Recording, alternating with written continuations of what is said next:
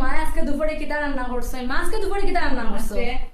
আজকে দুপুরে কুন্ডলিটার নাম কুন্ডলি দিয়া মাছ দিয়া করছি। কুন্ডলি দিয়া মাছ দিয়া তরকারি করছো না? ঝিঙ্গা দিয়া আলু দিয়া এখানে মাছ আছে দিয়া ঝিঙ্গা দিয়া মাছ দিয়া। ও দেখো, এটা হইলো কুন্ডলি দিয়া মাছ দিয়া তরকারি, এটা হইলো যে সোয়াবিন তরকারি, এটা হইলো ঝিঙ্গা দিয়া মাছ দিয়া, এটা হইলো খারকুল ভাজা। খারকুল ভাজা না, কেরেলা ভাজা। তো আমরা দুপুরে সবাই একটু বালা বালা খাইতে চাই। আর আজকে মায়ে মানে নতুন একটা সবজি দিয়ে বানাইছেন কুন্ডলি, যে কুন্ডলি যেটা কইলাম, এটা এটা আমি আগে কোনোদিন খাইছি না, এটা এইবার ফার্স্ট আমি গুয়াহাটিত গিয়া খাইছি।